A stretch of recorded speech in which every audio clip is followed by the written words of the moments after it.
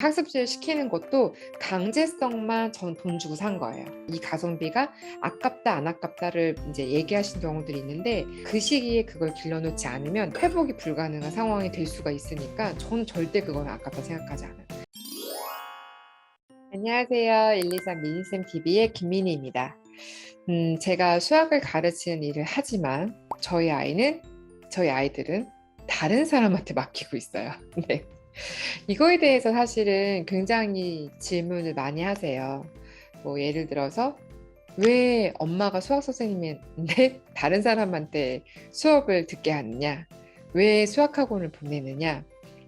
그러면 그 수학학원은 되게 좋은 곳이냐? 거기가 너무 좋으니까 이런 일을 하고 있음에도 그런 학원을 선택한 건지, 뭐 거기가 어떤지, 뭐 이런 거 질문들을 많이 하시는데요. 오늘은 제가 이제 엄마지만 또 아이들을 가르치는, 수학을 가르치는 사람인데 그런 직업을 가졌는데 저희 아이들은 수학 학원에 보내거나 다른 선생님한테 수학 수업을 맡기거나 이런 방식으로 아이들 수학 학습을 이끌어가는, 그렇게 끌고 가는 이유에 대해서 조금 간략하게 소개를 해드리려고 해요. 일단 저는 엄마표가 무조건 필요해 라고 생각하는 부분은 확고하게 딱 하나 있어요. 바로 연산이에요. 연산은 눈높이를 시키든 뭐 다음을 보내든 두뇌를 시키든 뭘 하든 엄마표가 빠져선 절대로 연산은 남의 손에 뭔가 어딜 다녀서 그래서 효과를 보기가 생각보다 어려워요. 네, 그건 제가 눈높이에 있으면서도 많이 경험을 했고요. 어지간히 수를 굉장히 잘하는 친구, 그냥 연산을 아예 안 시켰어도 걔는 그 정도 연산을 할 수 있는 아이들, 그런 아이들은 엄마표가 가미되지 않아도 괜찮아요. 근데 대부분의 친구들은, 제가 왜 대부분은 평범한 우리 친구들은 연산을 할 때 어려움이 있는 경우들이 발생한다고 말씀을 보통 드리잖아요. 그럴 때 엄마가 뭔가 필요한 부분을 잘 긁어주는 역할을 해주시는 게 좋아요. 이제 짜여져 있는 어떤 사교육 안에서는 정해진 학습량이 있고 정해진 시간이 있고 정해진 진도가 있고 이렇다 보니까는 아이가 충분히 체득하지 않았는데 진도가 나가거나 또는 아이가 지금 반짝 보이는 어떤 성취도만 가지고 얘가 완성됐구나 하고 넘어가거나, 근데 몇 개월 지나고 또 다른 과정을 들어가니 얘 그때 완성된 게 제대로 완성된 게 아니었네 라고 하는 것들이 보였는데도 불구하고 현재 진도를 나가고 있으니까 다시 그 부분을 어찌해야 할지 모르는 이런 상황들이 오거든요. 그래서 이제 이런 부분을 엄마가 좀 잘 관찰해서 좀 잘 체크를 해주시면 좋아요. 그러면 그 연산을 전부 다 계속 관찰해야 이건 아니에요. 그건 아니고 수부터 시작해서 덧셈, 뺄셈, 곱셈, 나눗셈의 원리를 배우는 데까지. 그러니까 두 자리 나누기 한 자리, 즉 3학년 2학기 연산을 할 때까지만 조금 연산을 푸는 어떤 아이들의 그 태도나 그 성취도, 그다음에 학습량 이런 것들을 좀 꼼꼼하게 같이 관찰하시는 게, 시키더라도 엄마표가 반드시 있어야 되거나 아니면 어차피 엄마표 할 바에는 그냥 안 시키고 엄마표 하겠어 라고 생각하기에는 꼭 그 기간은 필요하다는 거죠. 그 이후에 이런 부분들이 조금 잘 자리가 잡혀 있으면 그 다음에 남의 손에 맡겨도 그냥 잘 굴러가요. 그냥 이제 선순환이 돌거든요. 근데 이 부분이 잘 안 돼 있으면 계속 뭔가 잘하다가 많이 틀리고 잘하다가 오래 걸리고 이런 상황이 계속 쳇바퀴 돌듯이 반복돼요. 그래서 요거를 꼭 기억하셔서, 눈높이 제가 좋아요. 눈높이 학습지 좋아서 나도 나중에 눈높이 학습지 뭐 이거 시켜봐야지 이런 생각을 회사 다니면서 한 적이 있어요. 그치만 그중에서 절대 안 시키겠다라고 생각한 건, 어렸을 때 눈높이 학습지는 절대 안 시키겠다 이 생각을 했었죠. 그래서 시중에 있는 연산 문제집 같은 거 이제 보고 아이들한테 이제 준비해주고, 그런 연산 문제집도 뭔가 판매하고 있는 그 단계에 막 뭔가에 얽매이듯이 이렇게 시키기보다는 일단 제가 학습지의 어떤 진도의 그 순서를 다 알고 있기 때문에 이제 그걸 이제 기본으로 해서 거기서 제가 필요한 것들을 조금 더 문제집을 최대한 덜 푸는 방향으로 시켰죠. 그래서 그거는 제가 정말 100% 거의 엄마표로 했다고 볼 수 있고요. 다만 이제 둘째의 경우에는 수학을 그렇게 좋아하는 편이 아니다 보니까 연산을 이제 시키는 것 자체가 힘들었어요. 그러니까는 해라. 오늘 이거 풀어놔라 하면 말을 들어먹지 않아. 이 연산을 안 풀면 실력이 안 오르는 거니까 풀지를 않으면 뭐 어쩔 수가 없는 거죠. 그럼 뭐 어떡해? 맨날 뭐 때려? 그럴 수 없잖아요. 그럴 수 없으니까 어쩔 수 없이 학습지를 시킨 건데 그 학습지를 시키는 것도 강제성만 전 돈 주고 산 거예요. 네, 그거에 대한 성취도나 체크하는 거는 다시 제 몫이라는 생각을 하거든요. 네, 근데 이 강제성을 돈으로 산다. 습관을 들이는 거에 10분 습관을 들이는 거 이거에 돈을 낸다. 이 가성비가 아깝다 안 아깝다를 이제 얘기하신 경우들이 있는데 저는 안 아깝다 생각해요. 그 시기에 그걸 길러놓지 않으면 나중에 그것보다 훨씬 더 몇 배, 몇십 배의 돈이 있어도 그 수업료 지불에도 회복이 불가능한 상황이 될 수가 있으니까 저는 절대 그건 아깝다 생각하지 않아요. 그만큼 아이들한테 그 시기에는 태도나 학습을 해야 되는 어떤 의무감 같은 거를 우리가 말로 설명하고 이해시키기 너무 어렵잖아요. 반복하는 거 왜 반복해야 되는지 이해시키기 어려워요. 근데 되게 수능적인 아이들은 하자 그럼 해요. 근데 그렇게 당돌하고 고집이 센 아이들은 하자 안 해. 안 해. 안 해. 수학을 좀 뭐 많이 진도를 안 나가도 돼요. 그건 상관이 없는데 연산을 안 해놓으면 진짜 나중에 아무것도 할 수가 없어요.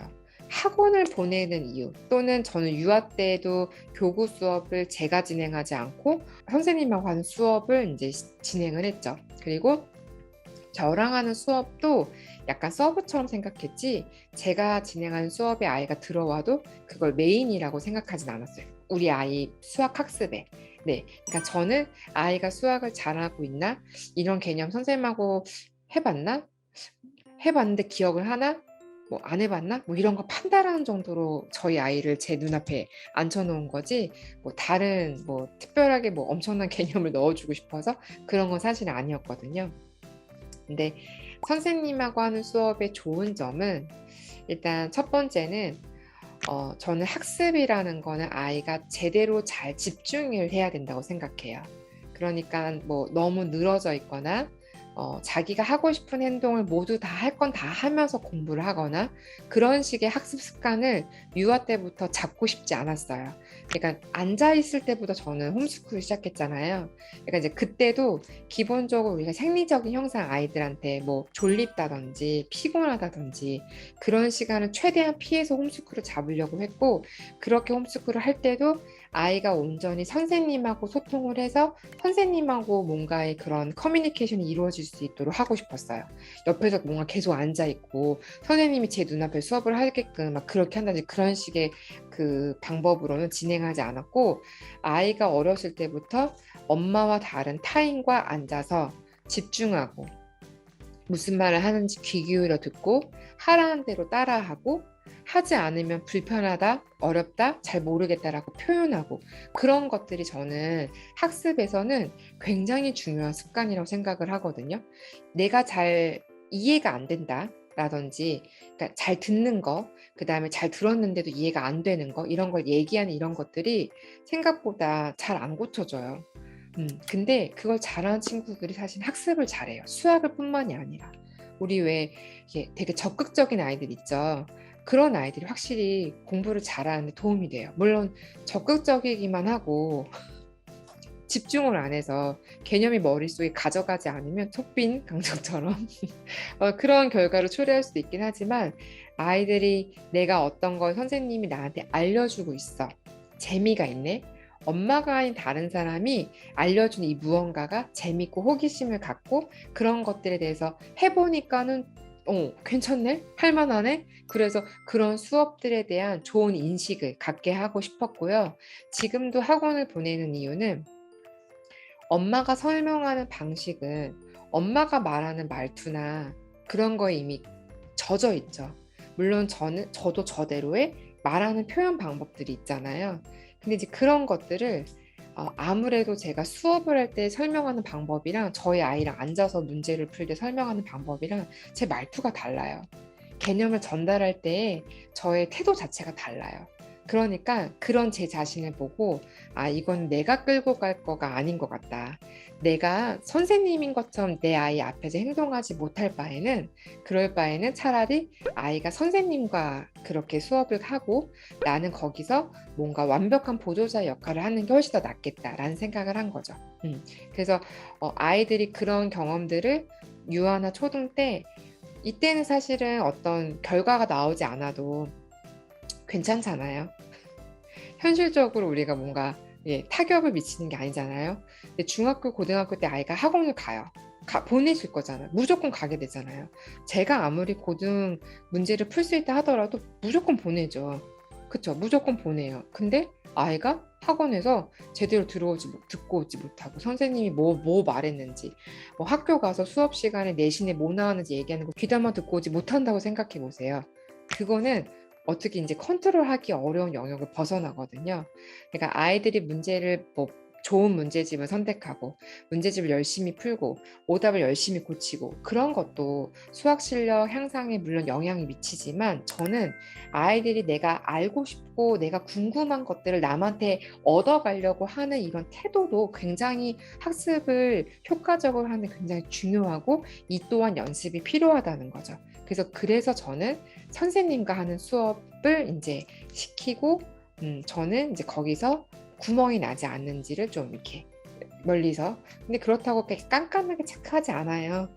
왜냐면 이제 저는 그냥 어쩌다가 한 달에 한 번 교재만 열어도 눈에 훤히 보이기 때문에 매주 막 이렇게 보는 스타일은 아니어서 깐깐하게 체크하지 않아서 저희 아이들도 학원에 가는 거에 대해 뭐 큰 부담은 갖지도 않고 재밌어하고 숙제하는 거에 대해서 크게 이렇게 부담 갖지 않고 뭐 잘하고 있는 것 같아요. 이제 그렇게 되다 보니까 첫째가 4학년 첫째 아이가 하루에 5시간을 있다가 이제 오는 이제 학원을 가고 있는데 이제 그런 거에 대해서 전혀 어떻게 5시간 있다 이런 반응은 1도 보이지 않았어요. 할 수 있을 것 같은데 이런 게 차차 남과 하는 다른 사람과 하는 수업 그런 것들에 시간들을 점점점 갖게 되고 그런 것들을 하다 보니까 별거 아니네. 뭐 3시간 생각보다 뭐 빡세게 우리 엄마처럼 문제를 풀리는 거 아니네. 엄마랑 한 3시간은 막 장난 아니게 빡세니까 그런 거 아니네. 오히려 학원이 편하네. 이런 경험들을 가지면서 학원에서 좀 어디를 학원 수업을 들어가고 하는 거에 전혀 거리낌이 있거나 막 걱정하거나 막 그게 뭐 나한테 어떤 큰일이 나는 것좀 생각하지 않죠. 어쨌든 결과적으로 중학교, 고등학교 이런 과정을 갈 때 학원이라는 걸 우리가 선택을 하지 않을 수가 없기 때문에 그런 것들을 자연스럽게 아이들이 경험해 갈 수 있게 하고요. 선생님을 보고 판단하는 것도 아이들이 중요한 경험이 돼요. 나한테 이해하기 쉽게 설명하는 사람이 있고 어떤 사람은 나한테 재미있게 설명하는 사람이 있죠. 근데 이게 다 똑같은 실력의 아웃풋을 가져오면 좋겠지만 아이들마다 맞는 게 달라요. 되게 딱딱하고 되게 재미없지만 설명을 쉽게 해줘. 이게 나한테는 되게 집중력을 유도해. 그럼 나는 이런 선생님을 되게 잘 만나면 좋은 거고 그것보다 재미가 있어야 돼. 뭔가 중간중간에 힐링 타임이나 웃는 그런 타임이 없으면은 뭔가 집중이 잘 안 돼. 그러면 그런 선생님의 스타일을 찾아야 되는 거죠. 저희 아이도 수학을 뭐 사고력도 하고 이제 교과도 하고 이제 그러니까 제가 물어봐요. 어떤 선생님이 어떤 거 같아? 뭐 이 선생님의 장점이 뭐야? 이 선생님 어떤 점이 좋아? 이렇게 대신 이제 어떤 비하하는 발언이나 무시하는 발언의 질문 절대 하지 않죠. 저도 같은 수학을 하고 제가 이런 일을 하고 있다 하더라도 뭔가 선생님이 약간 실수한 부분이 보인다고 하더라도 이런 거를 아이들 앞에서 어필하거나 막 불만스러워 한다거나 이러지 않아요. 절대 그러지 않아요. 아이들 앞에서는 아이들도 그 선생님을 존경하고 신뢰할 수 있게끔 저도 그런 마음으로 그렇게 표현을 하죠. 이렇게 물어보면 아이들이 느낌을 얘기해요. 근데 그 느낌이 틀리지 않더라고요. 초등학생 아이들이라 하더라도 어릴 것 같지만 모르지 않아요. 그런 게 잘 쌓이면 나중에 내가 인강을 선택해서 들을 때 이 선생님은 되게 나한테 잘 맞아. 이런 거. 이 선생님은 뭔가 다른 친구 다 좋다는데 나는 안 맞는 것 같아. 이런 것들. 이런 걸 알아야, 이런 메타인지가 돼야, 아, 내가 간 학원에 선생님을 선택할 수 없지만, 이게 효과적이지 않은 것 같아. 그럼 엄마한테 SOS 쳐야 되죠.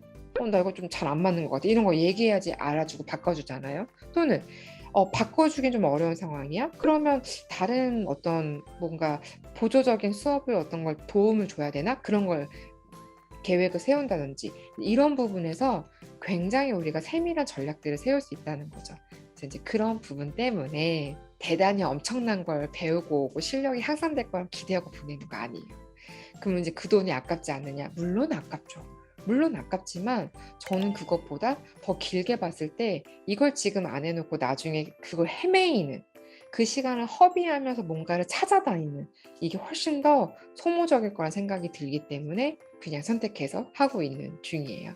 어쨌든 이제 제가 진행할 때 저는 이제 또 바쁘다 보니까 규칙적으로 하기가 또 어려운 부분도 있어서 약간 메인으로 규칙적인 부분 좀 넣어줘야 되는 것도 필요해서 그런 에서도 선택한 것도 있고요. 엄마표가 좋지 않아서 제가 학원을 보내거나 그런 건 아니에요. 근데 저는 엄마표를 잘 하기에는 좀 부족한 엄마여서 그냥 그냥 보내고 그냥 좀 그 감시하고 그런 쪽의 엄마가 저의 역할이 더 잘 맞더라고요. 그래서 그런 차원에서 네, 보내고 있습니다. 뭐 저도 이렇게 여러 학원들 이제 아이들 보내보면서 느꼈던 것들 이런 것들도 뭐 기회가 되면은 또 다른 과목이나 이런 것들도 함께 이야기 나눠보도록 할게요. 네, 오늘 영상이 도움이 되셨다면 좋아요와 구독을 눌러주시고요. 저희는 다음 영상에서 만나 뵙도록 하겠습니다. 다음에 또 만나요.